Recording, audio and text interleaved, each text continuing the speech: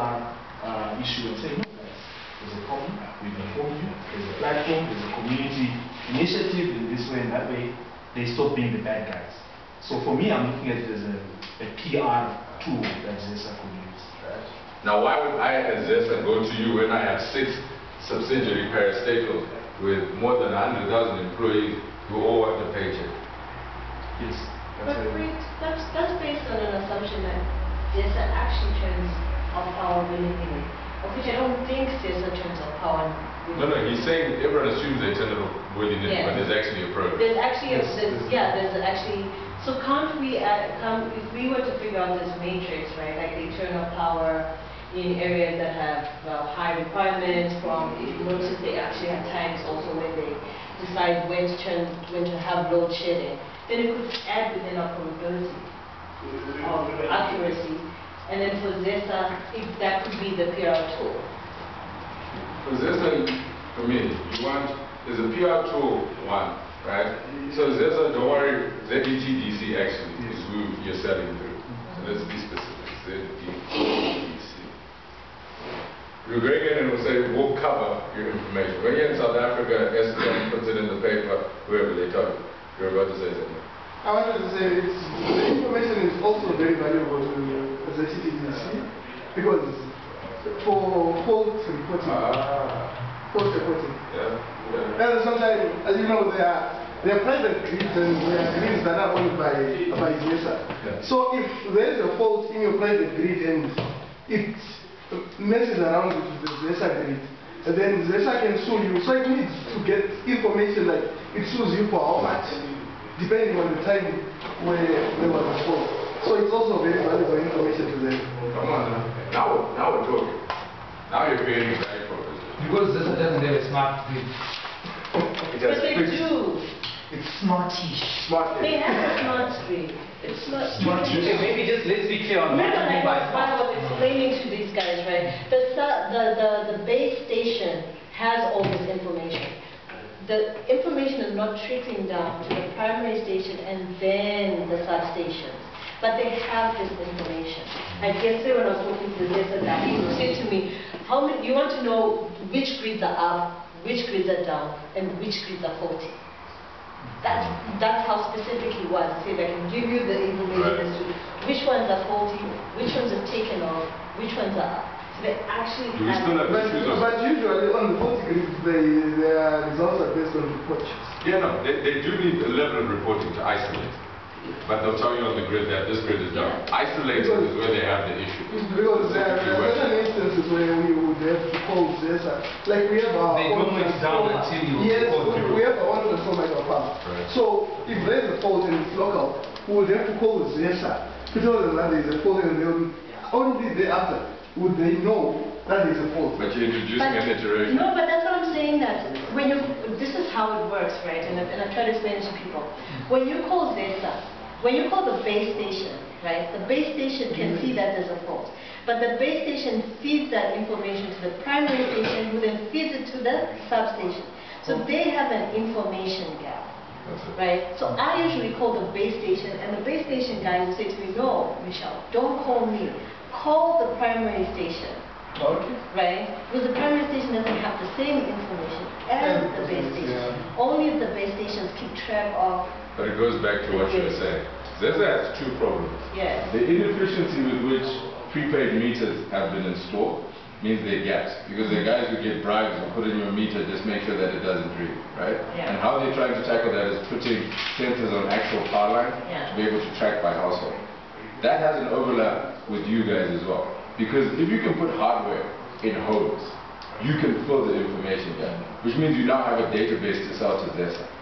But in the absence of that, you then need to centralize your reporting structure. Because once you're only using community centers in schools, we still have the information gap space. So how do we concentrate by grid areas where if a fault happens here, we can relay it here, and we can then sell that information to ZESA? What is the cluster that we have to create? If that's the value proposition for ZESA, right? The alternative value proposition, I don't know, and I'm thinking very rudimentary, was, you remember when copper cables used to be stolen? I think they still do for NRZ, but I'm not sure in other places. Is there any way our system can offer that type of information? We said port reporting, we said PR. PR is soft because they'll say you're taking away people's job and there's someone already sitting within ZESA to do that. Port reporting is good, but how do you develop that idea? Ultimately, the question is, what is your value proposition to ZESA? Why does ZESA want to work with you? Can I also ask you a separate question? What is your idea? What are you working on? You're taking us back. Yes. If there's ZESA is a service that allows you to check if there is ZESA in a certain place or not. Whether now when you're going to that place, say it's your home, you want to know before you get your home. So that if you need to buy a takeaway or you need to stay at work and work somewhere at your office, then you do that. Or if you want to forecast the trend and what the probability is, if there will be power at your home tomorrow, it's 2 a.m. so you know 2 p.m. so you know to plan for that party or not. Essentially, that's the idea. Now, the problem becomes that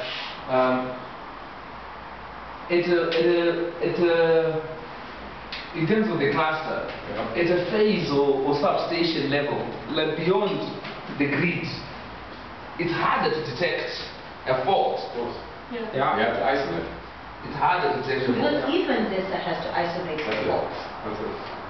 Right. So is That's there why value those drive around. The value proposition, but I think it's beyond the scope of what we are trying to do. But in terms of money, it will be more costly to introduce that kind of model because you need to have devices or points of reference in a lot more houses. Yeah. And it's probably something that you can develop longer term. Right. And one would need to understand a lot better, which is hopefully how ZESA does it. And she's been explaining it to us. So this is, from what Michelle is saying, I would instantly ask you this. Is this information public domain? Do we need to kiss up to ZESA, or is it privately held information? Is it information that should be, and I mean, I would say go look at the statute. Does the statute say that you have free access to this information? I don't know if the statute matters. No, but if you do, you've got a lobby into it, right? Okay. But if you don't, you now need to create a value proposition for that. If it's your right, constitutionality can dictate that you're going to get this information. If not, you then have to create a value proposition for this. So it's just a switch in the matrix. Just read the law and see what does it tell you. Right? Yeah, but we might not need devices actually. If we have to force this, we might need, no, in terms of not forcing ZESA, we might even need, we might have people crowd contributing data to this platform. Yeah, it's an issue of free. Reliability. Yeah, Remember, we came past that. Yeah. Exactly, but the more data counts, the more reliable it is. Has anyone used a navigation called Waze? So it's a navigation application that competes with the likes of Google navigation and stuff. Exactly. But what they did is they took very old maps of places and then they just say, these are the maps that are publicly available, this is the application. If you input an address, we'll tell you how to get there. Chances are, our routes might be wrong. So when you get there, just when you use your own route, because you stay in this town anyway, when you use that route and you realize that your route is quicker, just press connect this route. So it had thousands of people, including in Harare. I was shocked with like hundreds of people in Harare using this application. And so it will tell you this route has been updated and you're able to get to that place. But the other great thing that they did was real time. They could say there are so many Waze users in this area and they're traveling at 40 kilometers per hour on a very wide road. A road we've been told is very wide, which means there is a traffic jam on this road. So, you know, go down the other routes, and that was real-time data. And I'm just thinking of the power of people contributing data and maybe getting credits on our system so that they don't pay for their notifications. If you're contributing, you don't pay for notifications. Can I tell you the power of something you can use? And it's the power of your information gathering points. If I go to church in a community, the idea, or I go to mosque or I go to whatever, the idea is I care about my community. I care about my neighbors. There's a level of social, it's social responsibility that you can tap into. You know, but then garden is very strong. So boys they edge that is incredibly strong, and this actively affects their lives. So, how do you tap into social concern and consideration as a way of getting your information? Now, it's not an issue of you trust it as your principal source, right? It's the same way. Remember history; they tell you the types of sources of information. Oral history is probably one of the strongest, but one of the least credible. Right? So if someone sends you a tweet or a message and says no power in Udiro, right? How do you then cross-check that information against your community center or your unit to validate? I.e., you need a continuous validation. It's not that the information is bad or poor. You just need a mechanism to validate. So when I was thinking about it, actually, it's the likes of TownApp. We don't have to build it ourselves, but we have to tap into other sources that are already collecting this information. So the TownApp is reporting on utilities. They're saying there's no ZESA. So we find a way of collecting that information.